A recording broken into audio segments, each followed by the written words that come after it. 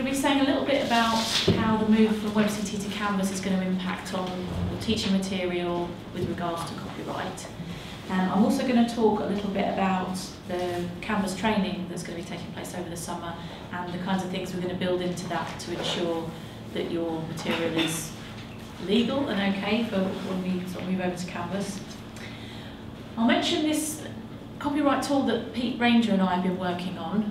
Pete's at the back there if anybody doesn't know him. I can't believe anybody wouldn't, but he's sitting in the back there. So I'll show you that, and we're going to have a 5-minute session where you come up with other ideas, things we might have missed, but we think we've been pretty comprehensive.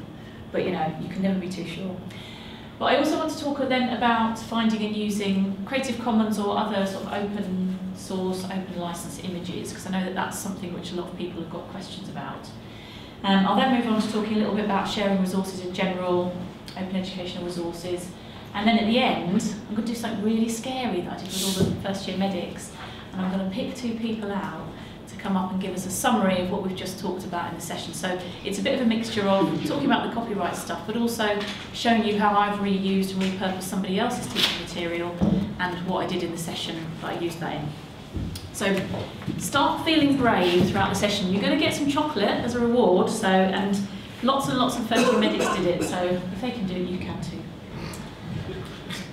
Okay, so some of you will recognise this picture on the left. Some of you might have houses like this, rooms like this. You might not be those secret hoarders, but certainly we've all had times when we've been moving either house or offices or just having a clear out, and we've been pretty shocked actually at the amount of stuff that's either we need to get rid of or the kind of stuff we need to actually go through, sift through to find out whether it's still going to be useful to us. So this is my terrible analogy for moving from WebCT to Canvas. It's a little bit like, it's going to be a little bit like moving house, going into the loft, looking at all those piles of stuff and thinking, God, what do I actually need to take with me? Is there stuff I can get rid of? Is there stuff I need to actually update? What do I need to do? So when you're thinking about the move from WebCT to Canvas, have a think about reviewing the material you've got on there rather than just moving it lock, stock and barrel. Because, as another terrible analogy, you don't want to hire a massive moving truck when you could just hire a small one because it will cost you less time, less money. So think about, you might want to be deleting some material, and think about updating and checking other material. And this is really where we come in and we start to think about copyright and the other issues that might be involved in moving that material over. Just notice that I've got this image here from Flickr Creative Commons. I'll keep mentioning that throughout the session.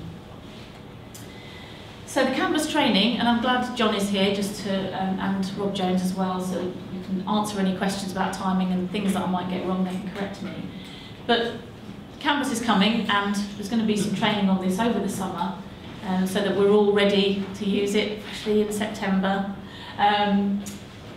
So what we're really going to need to think about is what's going to need to be included in that training to ensure that when we do move material over, whether it's images, videos, whether it's your own content you created yourself, whether that's images or text, and if you've got material on WebCT sections that you've taken from journal articles or books, what do you need to do with that? And that needs to be incorporated into the training at that time so that it's part of the whole process and that it becomes, rather than an add-on, it becomes a sort of essential part of that to make sure you're doing it all correctly.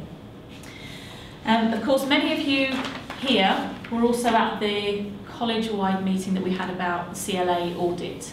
And so you'll remember from that, it's not just about us moving from WebCT to Canvas, but also in response to that audit, we really do need to make sure that all the material we've got within our VLE is cleared for copyright, it's cleared for permissions, that we're okay to use it. It's all very well being able to find material for teaching resources, and it's much easier now we've got the internet. Finding images on Google is really, really easy to just cut and paste them.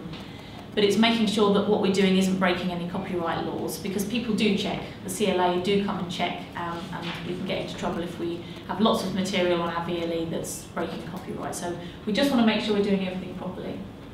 So this is going to be a chance to check your material and audit it to make sure you're not going to get us into trouble. So what we've been doing, well, I've been working with Pete Ranger. After the CLA audit, we realised we needed something a little bit more formalised, a little bit more sort of formalised in terms of support and guidance in checking that the material you've got is okay to use, or if it's not okay, what do you need to do to make it okay? So Pete and I got together a few weeks ago and had a brainstorm around what are the kind of questions that people are asking, and what are the kind of issues that people are raising, and the worries that people have and concerns. Prem Kumar collated a lot of frequently asked questions. He asked for sort of responses from everybody in the college. So we had that list, but we also came up with other scenarios that we knew of as well as those ones, again based on FAQs and things that we come across in library services fairly frequently. So we started doing a sort of mind map of these questions, and we ended up with a list of different kinds of aspects of material that we need to start thinking about. So what we need to end up with is a list of images or text to be replaced or copyright cleared through using this tool. So this is what it looks like. Don't worry, I've got a slightly better version of it. But you can see how sort of wide-ranging it is just from this image. That there are lots and lots of things to consider and could be potentially quite frightening if you were to look at this cold and think, well, I don't know where to start. So what we're going to do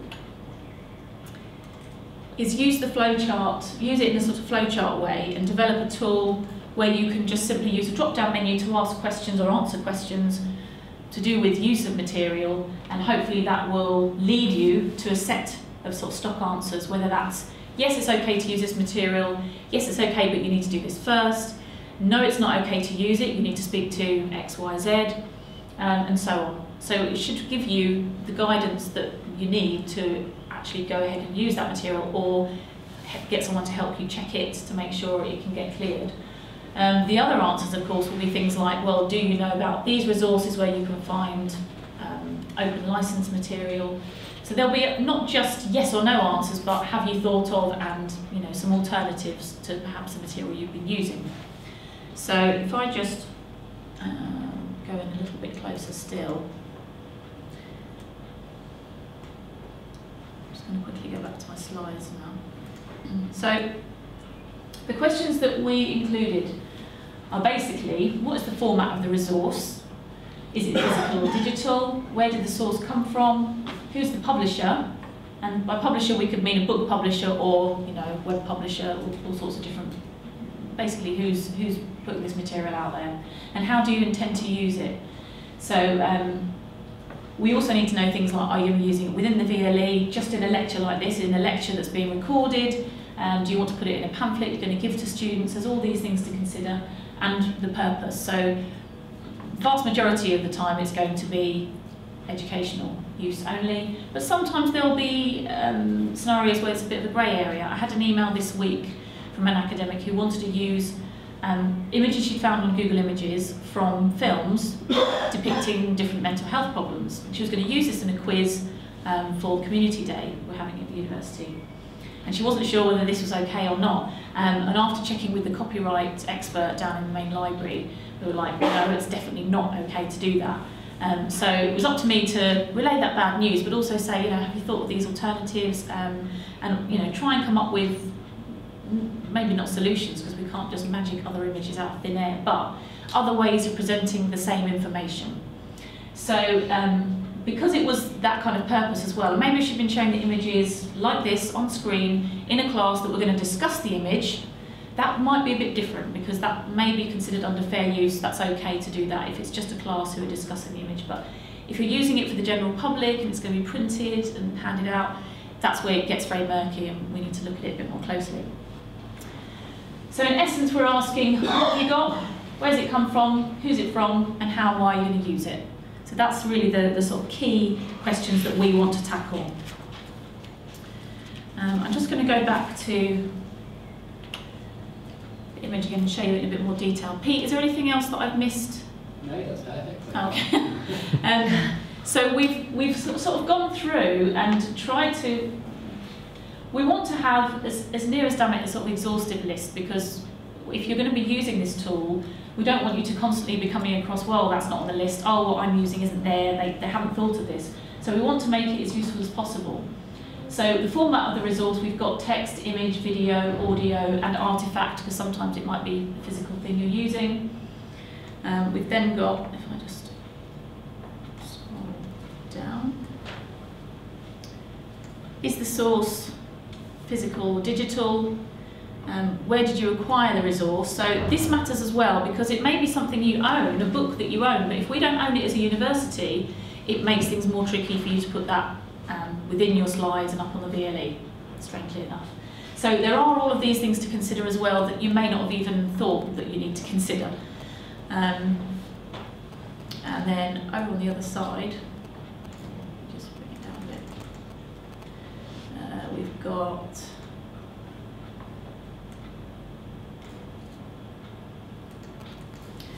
the different publishers. So depending on the publisher, again, that may have implications, because some publishers are very happy for you to use their content, others are a little bit more restrictive, so that always has an impact. And I know some of you here have been in contact with publishers of textbooks, so you know that, you probably know that a bit better than we do.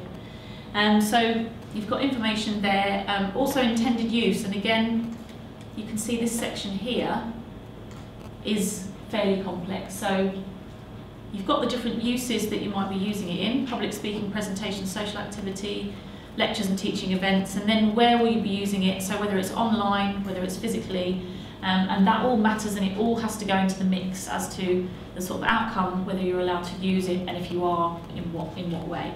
One of the things I'd say that we're going to attempt to do with the tool is the fact that, much like kind of technical help desk IT queries, a lot of the time when people ask questions, they don't necessarily provide all the appropriate information in order for you to be able to provide an appropriate response, and often it can provide an undetermined way saying, also, who was the publisher, and was that in a classroom, or was that in a small group teaching, or how and you end up having this iteration question. So one of the objectives of the tool is to try and make sure that when academic staff do ask a question of copyright, that it helps both parties in being able to think about what they need to know, but also helps library services in terms of being able to more efficiently respond to the questions, and then therefore they can identify what types of questions are asked more often and look at strategies for them specifically.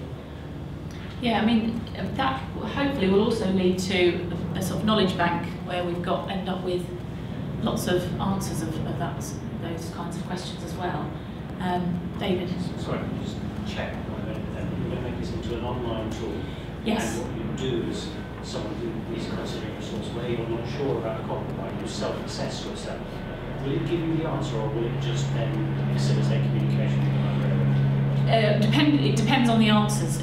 Sometimes it will give you a stock answer. It could well be, yes, it's fine, go ahead and use this, no problems, you don't need to do anything else.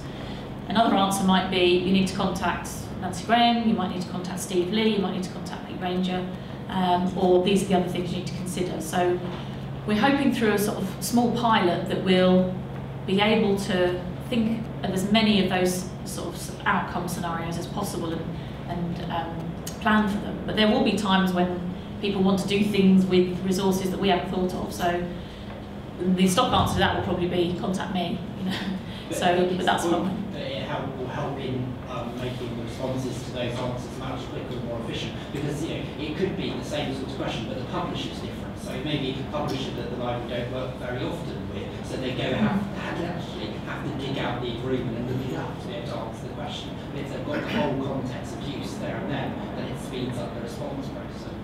It really does, yeah. Having all of that information, like churning it out and having almost like a printout or an email where I can say, right, all of these things are in order, therefore, you should know some of the answers to some of them fairly quickly. Does that help? To be honest, I'm not sure this is really addressing the issues, because I think we've all got too many images. If I took this process seriously, I would consume a month of your time. Mm-hmm. And I think I'm just one lecture. I don't think that is universal. It's not universal, but I suspect I'm representative. But the way to approach it, I would say, is you select a small set of examples you think represent the characteristics of those images and where they come from, and use them to kind of inform your generic practice. You know, they're roughly from here. We're not saying we have to use this for every single digital resource you put on the BLE, but it's more about making sure you've got an effective way of being informed about the generic aspects, and particularly, especially if it's something you're not sure about. So it's those grey areas. Whereas if you worked with that publisher before, you know you can do this, that, and the other, then there's no point to use at all. I'm not sure you're getting where we're from. You know, so fundamentally, I think most people, a large number of lecturers don't know where their images are coming from. So what you're actually, the outcome of this process will be that we have to recreate our lectures. And I think the sooner we grasp that as a concept, that is either that has to happen or it's not going to happen. And the sooner that's grasped and engaged with, and we're told. So for instance, how many lecturers are in the med school? 200? How many are in this room? You know, the folk are not engaging with this, and the ones that are engaging with this are scared. So I'm scared because it's a lot of work. And so I'm not quite sure what the process forward is. But I'm not sure that this is the process for me. Well, what we definitely know we need, partly from the CLA audit and from best practice externally, is something that helps, whether it's academics or librarians, answer some of these questions in a not routine way, but there's going to be stock answers to a lot of your queries that, as Pete says, for 90% of your queries on your images, there'll be the same answer. So it may be that once you've done a few, you think, actually, most of these, and it becomes quicker and quicker and quicker, that process. But the discussion about how you produce your slides and your teaching material, I'm going to give you an example towards the end about how I've repurposed somebody else's material and what I did in that process. And that's only one example, but I think it's quite a useful one to illustrate a few points. But that has to happen at, you're right, sort of college-wide level and education sort of committee level. That's not something we can answer in the library, but what we have to address in the library is copyright. And we absolutely have to tell all of you, and as many of you as possible, through fora like this and the college-wide meeting we have, is that we cannot support a situation where we have lots of material on the VLE that has not been cleared for copyright. We can't carry on like that. We have to make sure, and we have to be seen to be doing something as well. So if the CLA come back and see this tool that we've created and we say, we've rolled it out as widely as possible with academics, then the CLA will be happy. They'll say, right, fantastic, you've taken positive steps, you've worked with academics to come up with as many scenarios as possible, and you've rolled it out and it's available to them on the copyright website within library services. That's as much as you can do. After that point, it's your decision whether you put illegal, non-copyright cleared images online. And the CLA, the responsibility for that is with individual lecturers. But I think that message has to come out at a level of, you need to attend this training and you need to hear that, because the 98% of lecturers in the med school that aren't here are not engaging with this because they know what the answer is and they don't want to hear it. Yeah, well that's something for, I think, the Canvas training, and something I don't know, John, if you want to say about but this how sort of wide-ranging that training is grasping the nettle. That's the nettle that's got to be grasped. Yeah. And talking to the few people that come here, and we're finding out that we've got a problem, and in some of our cases a big problem. I'm not what this is. I mean, Premier Director of Education is fully behind this, and he did send me his apologies because he's in Manchester as an external examiner today. So I think once something of this is in place, I'm sure there will be a top-down sort of push to encourage all academic staff to engage in something of this nature, because we have to be doing this. He's already spoken to the college about it. I'm sure there'll be further things. I think this is a fantastic tool that you guys have come up with to help us do this, and I think the message is, Cole, you just have to get on with it. We're all going to have to make sure that our lectures are copyright compliant, and if you take one at a time, it's not going to take you a long time, and you've got a tool to help you do that. I think that's the message as far as I'm hearing it. I don't think there is a massive problem. It's going to take me a month. Leading on from that, actually, this might be a good time actually to take 5 minutes to think about anything else that, considerations that we need to make. I've put some post-it notes around the room, but if anybody hasn't got one, there's some down the front as well. If there's anything, and obviously you can't see everything that's up here, but if there's anything that's springing to mind about your own material, Carl, you might have some specific examples that you think we need to consider within this tool or the way it's rolled out, please let us know. So we're going to take 5 minutes, scribble down as much as you can, and we'll collect them up at the end. Interestingly, on what you've been talking about, and also some discussions I've been having with people in those 5 minutes, I think the next section of the talk is going to be more relevant than I thought it would be, so that's really good. So we're not only going to talk about finding and using Creative Commons and other open license images, but also about thinking about reusing, repurposing other people's teaching material and what we need to think about when we do that. So finding and using CC images. In some ways this can be a lot easier than you think, and really it's just about knowing where to go and look for stuff. I've produced this very, very brief handout, which is at the bottom here, please take one on your way out, that just lists some places where you can find images that are either got Creative Commons licenses or much less restrictive licenses attached to them, so that you can use them with permission. There's a couple that I want to highlight specifically, but those ones there are all available to use. So sorry, when you say it's with permission, does that mean they're just putting a website that's enough? It will depend on the resource here. They'll ask you maybe to do it in slightly different ways. So sometimes it will just be a case of, like I had with the Flickr photo, just putting the attribution on. Others may want you to do something slightly different. So annoyingly, there's not one answer that will fit everything. And where did you find that information?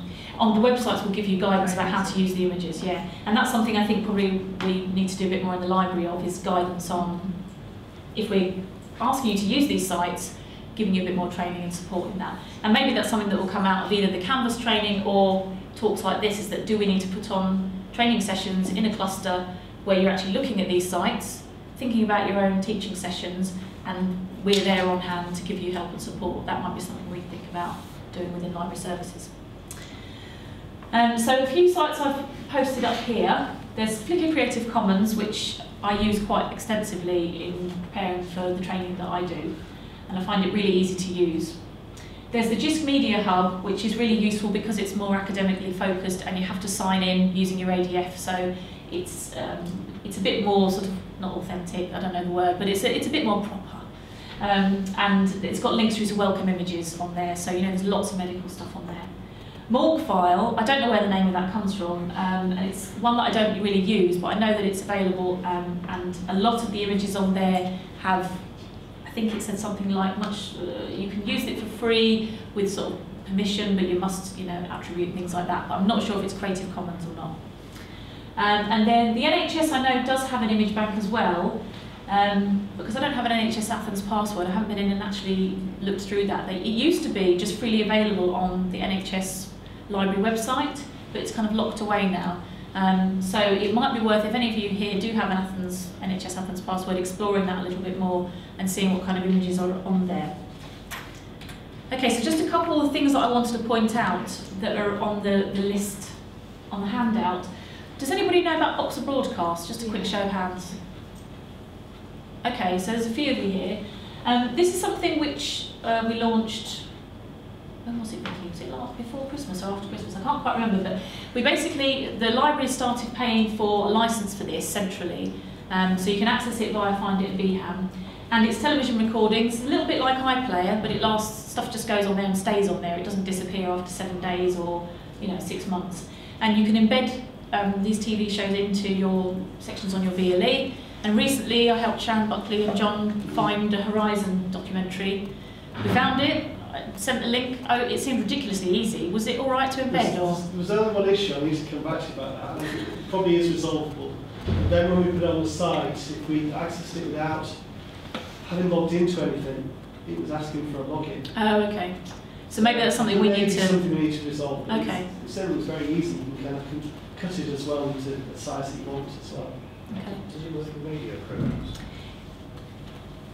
Yes, I think so, but I'm not sure. I'll double check. There was another one somebody asked me about the radio. Was it you? Yeah. I'm not sure if you went through that or not to get it. It it may well have been on here, I can't remember. I'll have to look that up again. But yeah, but it's available via Find It at BHAM, so if you go onto the Find It at BHAM site, just type in Boxer Broadcast, you can have a look on there, just explore the site, see what kinds of recordings are on there. There might be lots of useful stuff for you. The other one that I wanted to highlight was Jorum, and again, anybody here heard of Jorum or ever used it? Few hands, okay. So this is another one that it's maintained by JISC, so we know it's sustainable and anyone can go on there and find resources. They've made it far less restrictive over the last few years. It's a mixture of resources and links, so sometimes it will be a package like a learning material, sometimes it will be a link out to a university website where you can use the material online.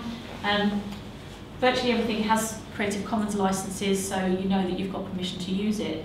But the most exciting thing, I'm sure you're all excited about, is you can upload your own content as well. So it's not just about finding resources on there, you can actually put up your own teaching resources to share. And I had a look for University of Birmingham. We've got about 70 resources on there, a lot of which come from the library projects, but there is stuff on there from metallurgy materials, from economics, from the archives, and also there's something I found that the med school had done in collaboration with the University of Nottingham. So we have got resources up on there. It's definitely worth having a look for stuff on there, because it's not just sort of course material, but there's images on there as well and videos. So moving on now to talking about my own example of reusing and repurposing. I just wanted to give you an example maybe to assuage some fears and concerns about time taken to reuse and repurpose material that you find. So this is something which comes up again and again when I talk to people about open educational resources. It's all very well finding this stuff, but how long does it take to repurpose? Is it relevant for what I want to do? And a couple of the discussions we've been having here today have been around taking course material from somebody else and having to reuse it and then having to check it and things like that. So this is really what I was doing with this example. So if I cast my mind back to January, I was preparing to teach the first year medics how to use Medline and how to use RefWorks in 8 sessions of 1 hour. So it's hardly any time really. And I wanted something a little bit more interesting, a little bit more interactive, where they weren't just sitting there passively taking in information. So this guy here, his name's Ned Potter. He's got a slightly unforgettable face with a beard. He's a librarian at the University of York, and he does a lot of interesting stuff with social media and blogging, and changes the way he teaches and blogs and writes about it quite a lot. So he put together this training session on literature searching, which can be a very dull topic, but he made it much more interactive using something called battle decks. He'd seen this process used at conferences, and he wanted to put it sort of within his session, because the previous year he'd run these same training sessions, I think it was with drama and TV students. He found it very dry. The students found it okay, but nothing sort of out of the ordinary or particularly interesting. So his session, he renamed it, rather than calling it Literature Searching for Arts and Drama Students, he renamed it 6 Really Useful Things to Make Your Academic Life Easier. So he'd taken the kind of marketing, PR speak and thought, how can I put a spin on something that's quite dull to actually something that's going to catch students? Right, 6 things, you've got set on a number there, it's going to make your life easier, great, I'm listening. So he redid his session, he blogged about it, he even, I'm going to use the pointer, he even posted the feedback that he'd got the previous year compared with when he changed it for the next year. So he was quite good at sort of measuring the impact that it had. But one thing interesting he put on his blog was, feel free to steal my slides if you'd like a starting point with this. So I thought, great, I'll do that then. Thanks very much, Ned. So I made a few changes to his slides, because his set of slides, which is up on SlideShare, if you just Google Ned Potter SlideShare, it's got about 56 slides. Lots of them are images he'd taken from Flickr Creative Commons. And I thought, well, a lot of his images are not very relevant to medical students. They're all drama images or something to do with databases I don't use. So I needed to find images that were relevant to Medline and RefWorks. So I spent a few hours going through Flickr Creative Commons and finding images to replace the ones that he'd used. At first, I was a little bit like, oh, am I going to be able to find images for everything? What if I can't? This is going to be a total failure. But you know what? It was great. I found everything I needed, and the images were of a quality that I was happy with, some of which are obviously a little bit more of the kind of, this is mashed potato, by the way. That was to illustrate mesh headings. Mesh, not mash. So I used mashed potato. We've got some meds there, we've got some filing cabinets to denote the RefWorks kind of filing system, and then we've got bibliography there. So I was able to find, and this is only 4 images, I used dozens of images. So I was able to find images. So there is a good example of being able to find good images for exactly what I needed. Now that's not going to be exactly the same for all of you when you're needing very, very specific medical diagrams or images. But at least it shows that it is possible with some subject areas. So I sort of honed it over the 8 sessions. The first few I was semi-happy with, but actually as they went through, it was quite a good way of experimenting each time and making it better and better. And I got the students to be a bit more interactive, and I changed a few of the images to make it a little bit easier for them, because there were some in the Battle Deck summary section which were a little bit tricky for them. Feedback overall was very positive. I asked for feedback for all of the sessions and typed it all up, every single one from 8 sessions and 50 students. And I introduced this interactive element towards the end, so it would make sure they were listening throughout, because they may be picked out of the audience to actually come up and give a summary of the session. And I found that they were good and bad. Some students were very keen on this and very excellent actually at relaying what they've just been taught and very good at speaking, and some were absolutely petrified. So I learned very quickly to just pick out the ones that looked a bit more confident, because I didn't want to frighten anybody. But there wasn't enough time really for it, and whilst I got everything done in the session, I felt it could have been expanded a bit more. So maybe I'll flip it next year and change around how I do things. So that was just that example of how I sort of changed things around and took somebody else's material, changed it to my topic area, found the images I needed, which was possible, and then used it with the students and got some feedback on there. So it is possible to do these things, and as I said, I used Flickr Creative Commons for most of the images that I got on there. But the other resources that are listed on here, I think it will be useful for you maybe to kind of have an explore of those and see what they hold in terms of medical images. And also, if you have any sites that you use where you can get really good images that are copyright cleared, it would be useful to know about those as well. So, in the true spirit of interaction, it's time for battle decks. I mean battle docs. This is what I renamed it, sadly, to appeal to the baby doctors that I was teaching. Has anybody here heard of battle decks? Hands up. Oh, John Andrew. Okay, you don't count it. Okay. The rules of battle decks, battle docs are, once I've given this presentation, I'm going to ask for 2 volunteers, or maybe I'll just pick 2 people, to present a summary of the session. Each will do a presentation 30 seconds long. You've got 3 slides each that you've not seen before but relate to what I've just shown you up on screen. And each slide will move on automatically after 10 seconds. And you could win a prize of some chocolate. So, is anybody going to volunteer? I need 2 volunteers. I may just have to pick people cruelly. Does anybody want a chocolate bar? Go on, yay! Okay. One more volunteer?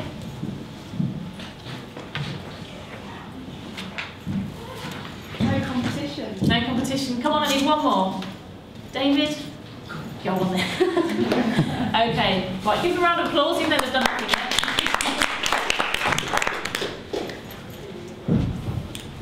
Still don't know I understand the rules. Oh, thank you. Just have to talk. Okay, so guys, what you're going to see are 3 slides each, that's all. They're just 10 seconds long, which is a lot longer than you think it is, actually. And they're just images of things related to what we've been talking about. Some of them are a little bit creative, so you might have to think a bit more about what they mean. But it's based on the summary of what we've been talking about today. Okay. Competitor 1, are you ready? I am ready. Okay, go. Okay, so we're going to be moving from WebCT to Canvas over the summer, and so what we're looking to do is audit everything that's on WebCT, check your copyright, and you can do that using this wonderful tool created by Nancy and Pete. So you can go through, check whether the information on your slide, your handouts is all up to date with the copyright licensing. And again, thinking about copywriting, reuse of other people's work, making sure that you check whether you're allowed to use it. There we go. Actually, that was quite quick. That was It went quicker than I remember. No pressure then. Okay, competitor 2, are you ready? Yes. Okay. Or we need to be sharing our Creative Commons licensing, using in things like Flickr and other things like Jorum and other resources that we were shown just now. Here is in fact Jorum. These need to be authenticated. It's just produced, and I think you need to be authenticated using your university ADF login to use these materials. And there's also the box of broadcasts, which I think Nancy advertised to the whole college around about Christmas time. It's got lots of TV programmes and possibly radio that we can all use for free in our presentations. I think Claire should have a chocolate. I think you should both have one for me. Okay, thank you very much. Okay, that's just a little bit of silliness at the end. But thanks very much for listening. I've left the handouts at the bottom here. There are 20 of them, so if there's not enough people here, I can just post them up or email them out to people via the links. I think that people have made some really useful points today, and I'm hoping that the post-it notes that you've all written on will give Pete and I a little bit more work to do and to think about that tool as well. The next thing for us really will be to sort of perfect that. Well, I say we, I mean you and somebody in the EdTech team, because you'll be working on the actual thing that's going to be going up online. We'll also be working with Steve Lee down in Library Services on the sort of copyright angle to ensure that we're basically giving you all the right answers and sending you in the right direction. If you think it would be useful to have a training session for staff where we just purely look at places to find images, let me know. We're very happy to set that up. I think that will be something that actually I would find quite useful as well. I know that they run these kinds of sessions at other universities. So do let me know if you think that'd be a good idea. Any other comments or questions that you have now? We've got a few minutes left, so stick your hand up and